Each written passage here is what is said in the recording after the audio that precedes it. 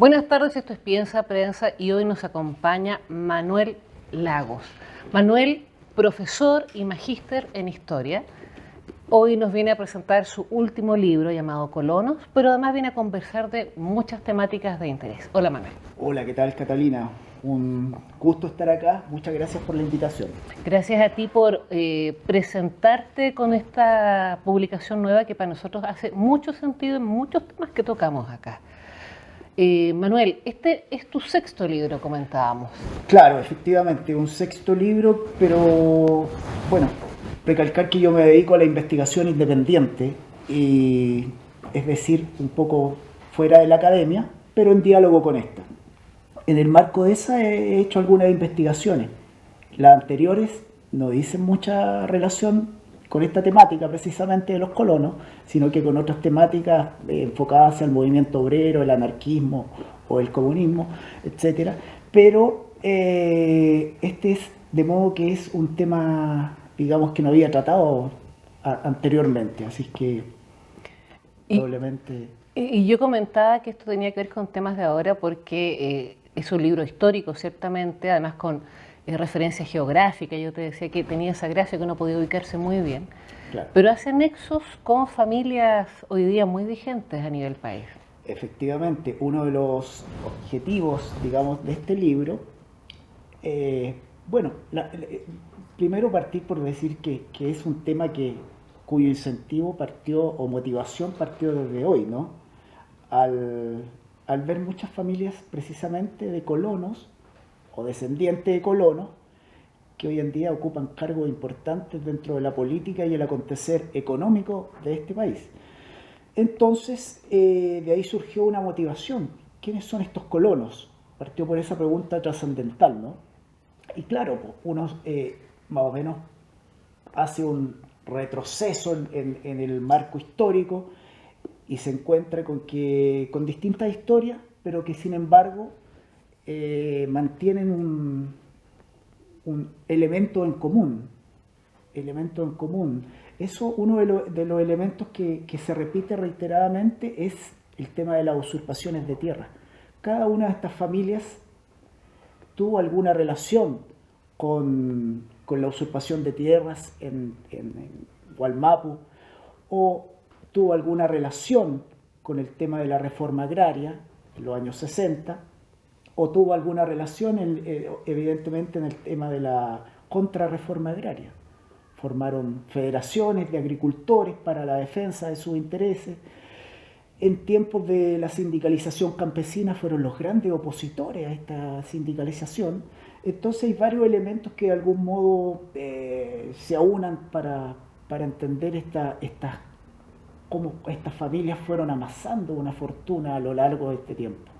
Y de ahí, claro, es interesante vislumbrar algunas de estas familias que están muy en boga hoy en día. Por ejemplo, los Kuchman, los Matei, los Ebensperger, Stange, Los Hoffman también. Hoffman, La Roulette, Echavarri, etc. Hay Hub, Momber, etc. Hay familias alemanas, hay familias vasco-francesas, hay alguna familia española, pero que todos tienen en común el que ocupan cargos de poder importantes en esta sociedad.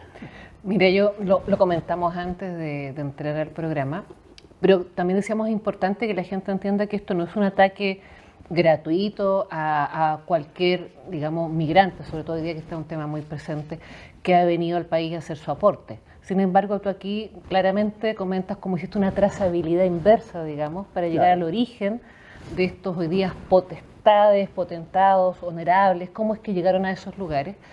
Y resultó llamativo que efectivamente correspondieran a cierto tipo de colonos que llegaron a Chile con ventajas estructurales entregadas por el Estado, ventajas que no le dio a la gente que estaba acá y que incluso estuvo en contra de los mismos pueblos indígenas o habitantes de nuestras tierras, digamos. Claro, efectivamente. Hablamos acá de un...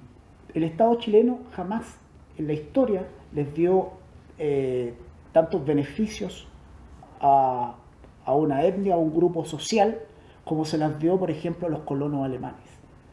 Nunca en la historia se repitió. digamos, beneficios de ese tipo. Extensiones de tierra, el pago,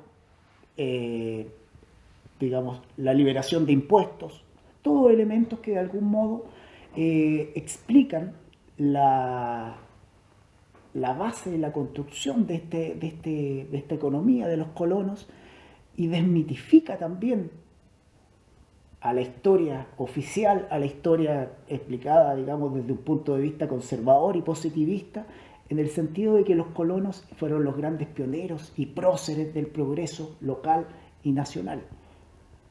Eso de algún modo se desmiente en este libro, reforzándolo con una serie de documentación, no solamente escrita, porque la historia de algún modo la escribieron ellos también. Si uno revisa todas las historias locales de los distintos pueblos del sur, muchos de ellos la escribieron los colonos. Por tanto, la historia y el material escrito en general es una arista que de algún modo debe contrastarse.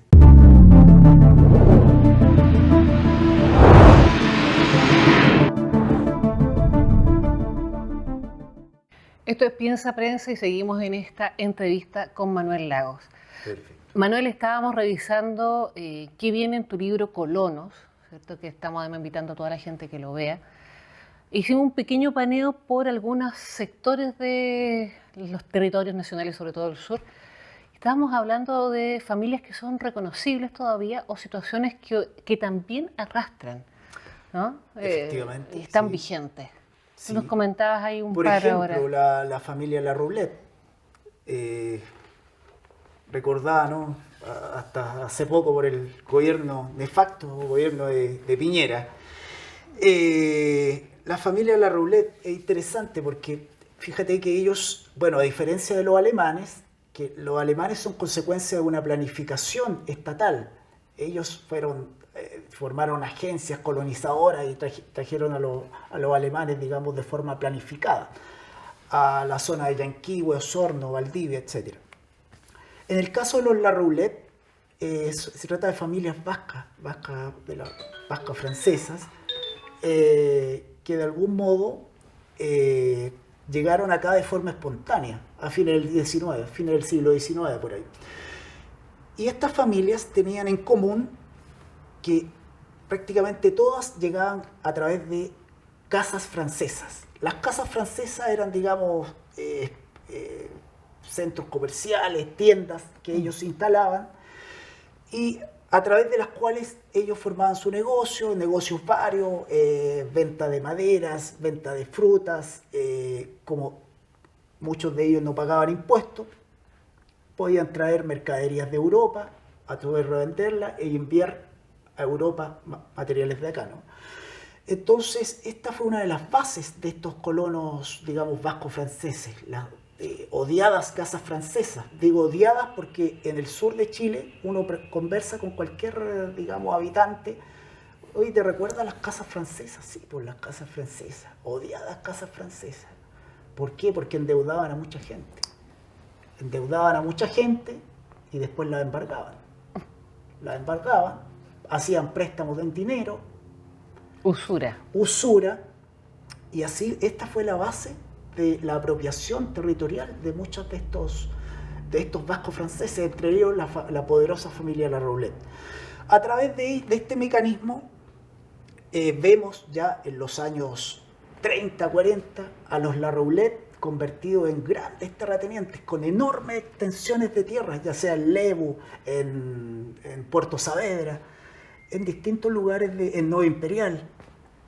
Entonces, llegamos a los años 60, los tiempos de la reforma agraria, donde está don Miguel La Roulette, el padre de Cristian, en Nehuen-Tue, Puerto Saavedra, convertido ya en un patrón de fondo. Un patrón de fondo, amante del rodeo, amante de la comida tradicional, de estos patrones de fondo que recorren sus enormes extensiones a caballo y tratan con la punta del pie a sus diversos empleados. En ese fondo, en Nehuen-Tue, se crió don Cristian La Roulette. en ese fondo, en los años 60, escuchando los discursos de que, porque en ese entonces ya estaba en boga el tema de la reforma agraria, años 60, escuchando los discursos de su padre seguramente, de que le querían quitar sus tierras un par de extremistas marxistas y mapuches, ¿no? Entonces es interesante esa perspectiva. Se estudia el largo proceso de la familia La Roulette, desde su llegada en 1880 por ahí, hasta los tiempos de la moneda. Así que de una arista a otra. Digamos que ahí el tema de la meritocracia se pierde un poco. Claro. Y también comentábamos otro elemento que va a ser súper interesante que le hagamos la revisión, tiene que ver con el nazismo en Chile. Por supuesto. Y cómo estas familias, principalmente alemanas,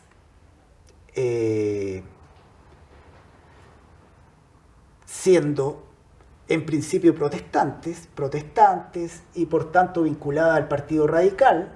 Muchos de estas familias en principio se vincularon al Partido Radical, por ahí por 1920, por primera vez llegaron al Parlamento, pero llegados los años 30, muchas de ellas efectivamente participaron del movimiento nacional socialista y fueron fundadoras también del nazismo criollo, del Partido Nacional Socialista nacido en esta región.